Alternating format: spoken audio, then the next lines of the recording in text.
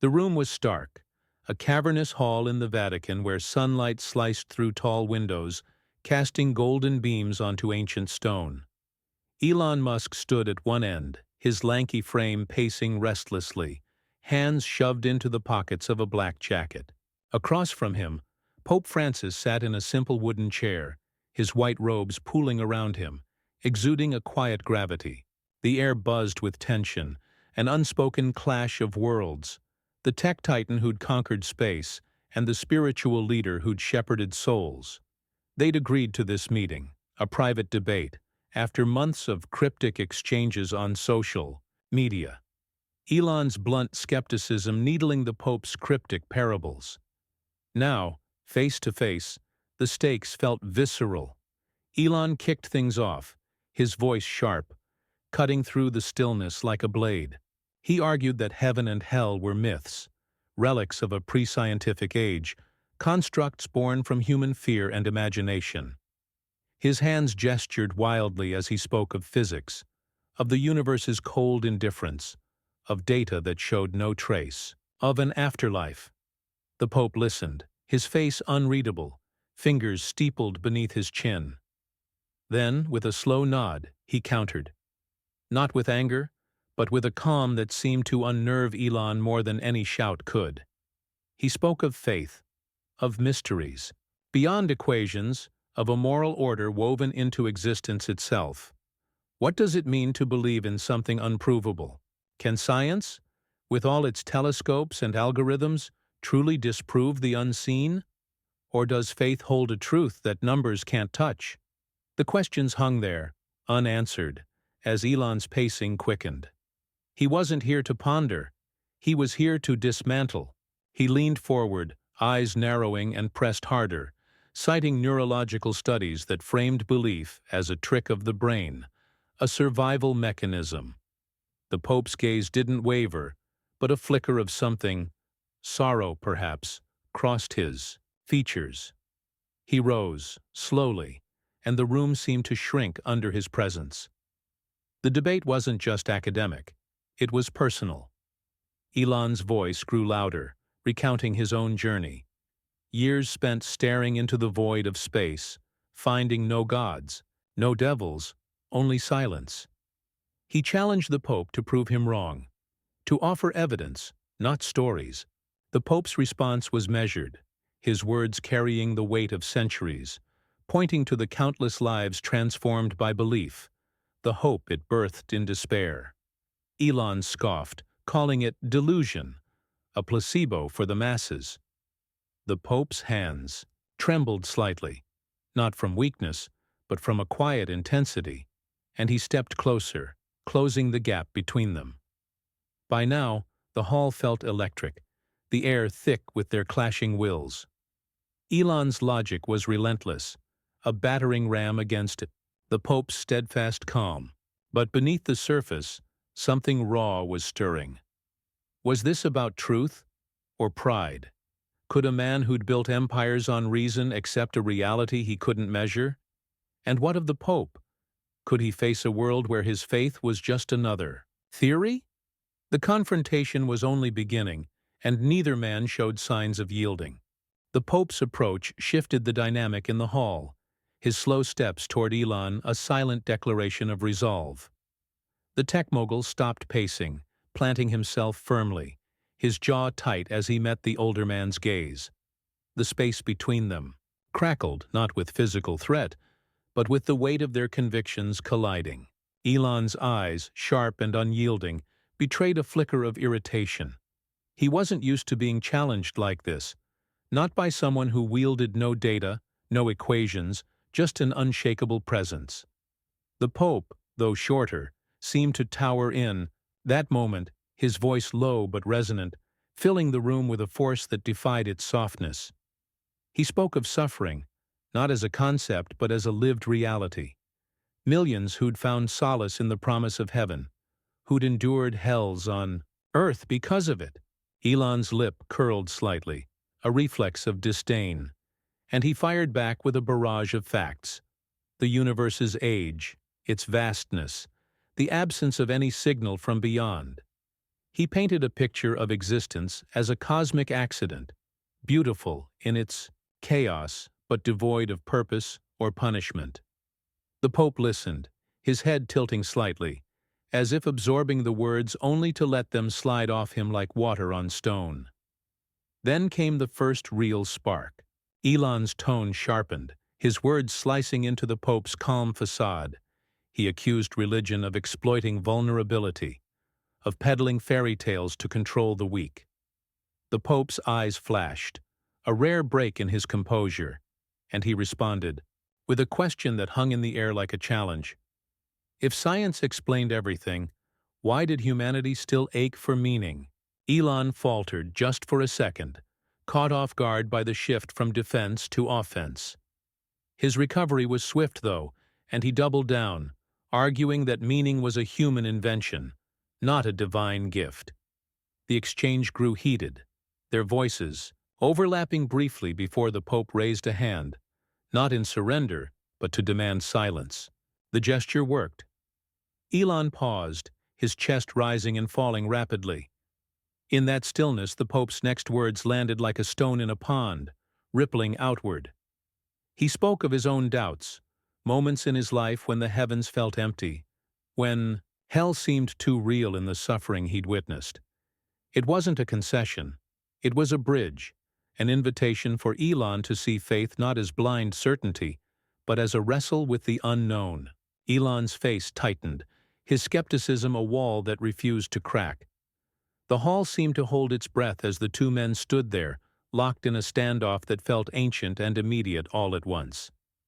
Elon's hands clenched into fists at his sides, his mind racing to counter this new angle, while the Pope remained still, his expression a mix of patience and defiance.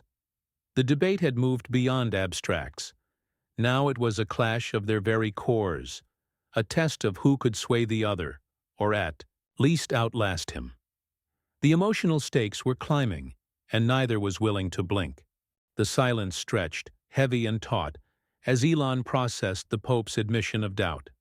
His fists unclenched, but his stance remained rigid, a coiled spring ready to strike. The Pope's vulnerability had thrown him. Here was a man who'd built his life on faith, confessing to its fragility, yet standing firm.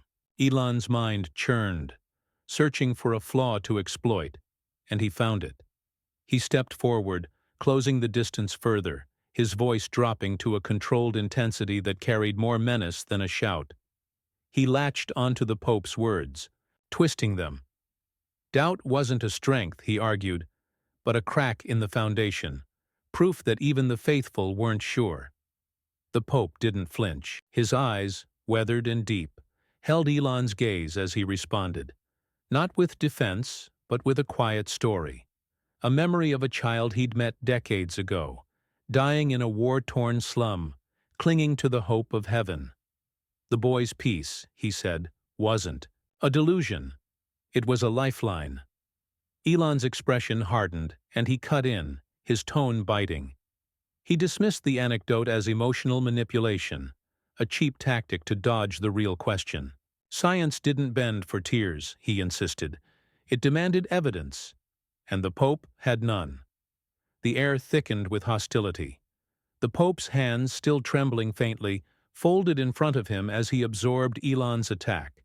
Then, in a move that surprised even himself, he raised his voice, not to match Elon's aggression, but to pierce through it. He asked what Elon offered instead: a universe of cold facts, a life without solace, a death without hope. The question landed like a blow, and for the first time Elon's confidence wavered, his eyes darting away briefly before snapping back. He retorted that truth wasn't meant to comfort. It was meant to liberate, to free humanity from superstition. The confrontation escalated, their words no longer a debate, but a duel.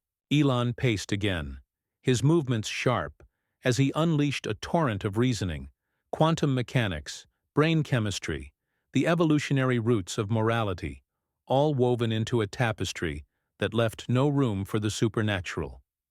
The Pope countered with equal force, his voice rising to meet the challenge. speaking of the soul's persistence, of love and sacrifice that defied logic. Neither man yielded, their ideas clashing like thunderheads, each strike illuminating the gulf between them. By now, the hall felt alive with their struggle, the ancient walls seeming to lean in, bearing witness. Elon's face flushed with the heat of his conviction, while the Pope's grew stern, his calm giving way to a fierce determination. The emotional undercurrent swelled. Anger, yes, but also something deeper, a mutual recognition of the other's strength, and perhaps a buried fear of being wrong. The battle lines were drawn, and the fight was far from over. The intensity in the hall reached a boiling point, the clash of wills between Elon and the Pope no longer just intellectual. It was primal, a contest of survival between two visions of reality. Elon's pacing stopped abruptly, and he turned, to face the Pope head-on, his voice dropping to a low, steely growl. He accused the Church of centuries of deceit, of chaining humanity to fear with tales of eternal fire, all while science lit the path to freedom. His words were a scalpel, precise and cutting, aimed at the heart of the Pope's belief. The older man's face tightened, his lips pressing into a thin line, but he didn't retreat. Instead, the Pope took a step closer, his presence looming despite his age. He spoke of the Church's flaws, acknowledging the dark chapters, wars, corruption, oppression, but framed them as human failures, not divine ones. Then he turned the blade back on Elon, his voice steady and piercing. What had science wrought, he asked, if not its own horrors? Weapons that could end worlds, systems that crushed the weak under the guise of progress. Elon's eyes narrowed, his breath quickening, and he shot back that those were missteps, not the essence of discovery, unlike religion's foundational lies. The exchange grew raw, stripping away any pretense of civility. Elon's hands slashed through the air as he dismantled the idea of hell, calling it a psychological cudgel, a scare tactic unworthy of a rational mind. The Pope's response was immediate, his tone fierce. He described hell not as a place but a state, a consequence of choices, a reality etched into the human condition. Elon laughed, a harsh, barking sound that echoed off the stone, dismissing it as semantics, a dodge to avoid the unprovable. The confrontation teetered on the edge of chaos. The Pope's hands rose, not in surrender but in emphasis, as he pressed Elon to consider the limits of his own arrogance. Could a man who'd mastered machines truly claim to know the infinite?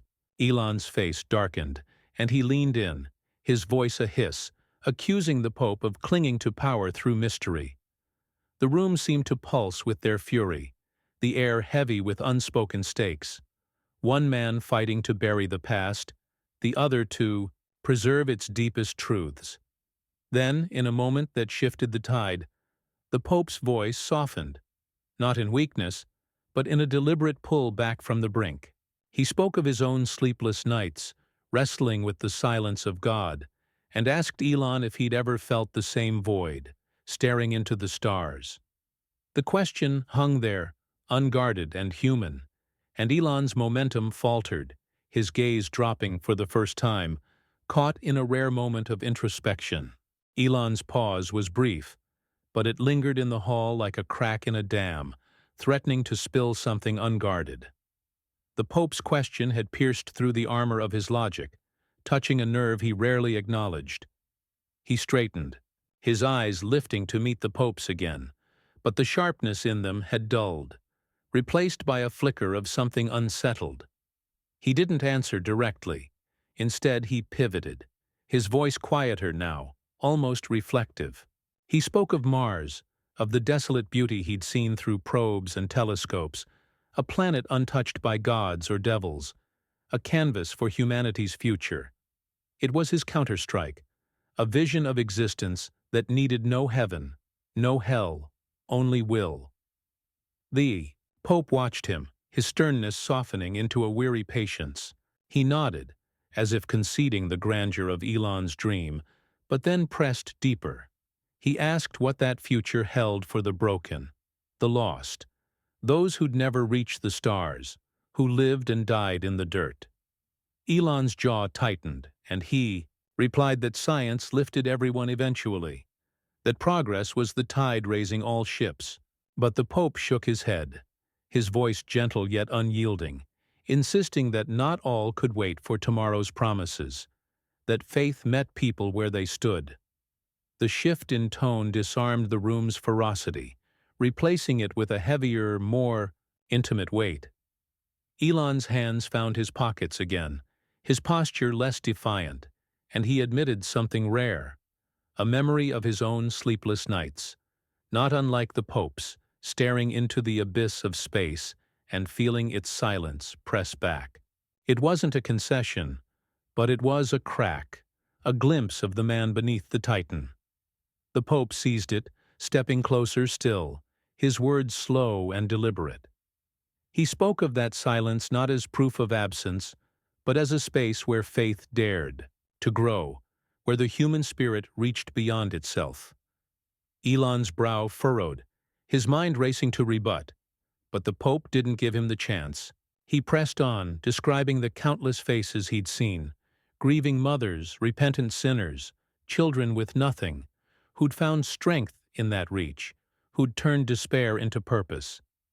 Elon's eyes flashed again, and he countered that purpose didn't need a deity, that humanity could forge its own. The Pope smiled faintly, a tired but knowing curve of his lips, and asked if Elon truly believed people could bear that weight alone. The hall grew still, the emotional current shifting from combat to something more vulnerable. Both men stood, exposed, their certainties frayed at the edges. Elon grappling with the limits of his rationality, the Pope with the fragility of his flock. The debate had become a mirror, reflecting their doubts as much as their convictions, and neither could look away. The mirror between them held, its reflection sharpening as the Pope's faint smile faded into a solemn gaze. Elon shifted his weight, discomfort creeping into his stance, but he didn't retreat. The vulnerability in the room was palpable now, a thread connecting two men who'd spent their lives building walls, one of circuits and steel, the other of scripture and stone. The Pope's next words came softer still, almost a whisper, as he spoke of a moment from his youth.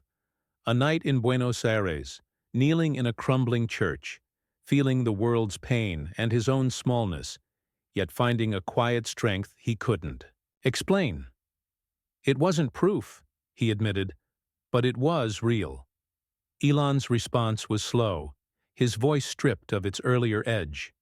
He countered with his own memory, standing on a launch pad, watching a rocket pierce the sky, knowing every bolt and wire was his creation, a triumph of human hands over cosmic odds. That, he said, was his strength, his reality, built without bending to the unseen. The Pope nodded, not in agreement but in recognition, and the gesture seemed to steady Elon, grounding him in the face of their divide. For a moment, they weren't adversaries, but two souls peering across an unbridgeable chasm. Then the Pope's tone hardened, not with anger, but with urgency. He asked Elon to imagine a world where his rocket succeeded, where humanity thrived among the stars, but at what cost? If the soul was just a spark of neurons, if love and guilt and redemption were mere chemistry, what held that future together? Elon's eyes narrowed, and he fired back that survival itself was the glue. That meaning emerged from action, not mysticism.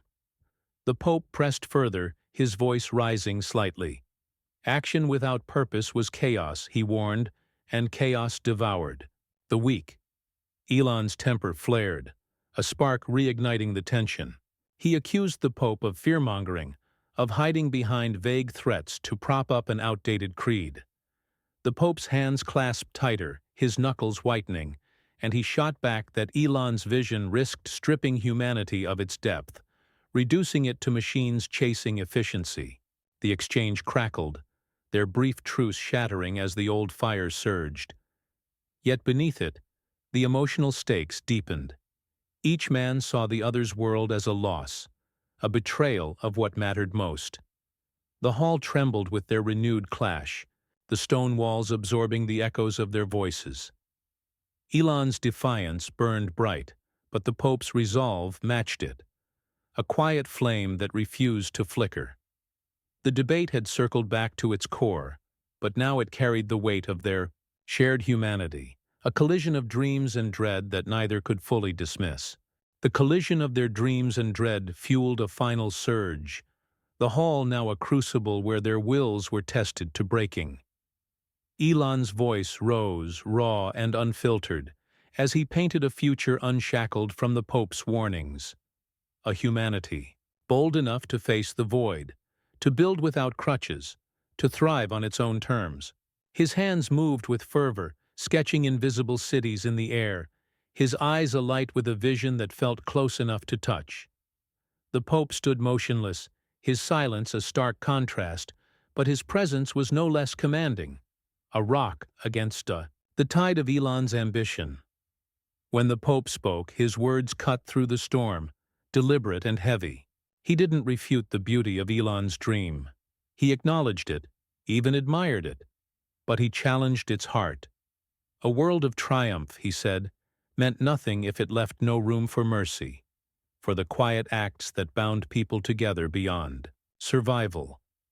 Elon's face twisted, a mix of frustration and disbelief, and he snapped that mercy was a luxury of the strong, not a necessity of the weak. The Pope's eyes darkened, and he stepped forward, his voice trembling with a rare, controlled fury. Strength without compassion, he warned, was tyranny in disguise. The accusation landed hard, and Elon recoiled, his breath catching as if struck. For a moment, the hall held only the sound of their breathing, the weight of their words settling like dust after an explosion. Then Elon laughed, a low, bitter sound, and shook his head.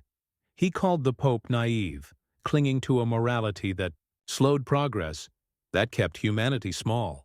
The Pope didn't flinch. Instead, he raised his chin, his gaze piercing, and asked Elon if he'd ever held a dying hand, felt the fragility of life, understood its worth beyond equations. The question hung there, sharp and unrelenting, and Elon's laughter died. His hands fell to his sides, and he stared at the Pope, the fire in him dimming as something unspoken passed between them. The Pope pressed his advantage, his voice softening but firm.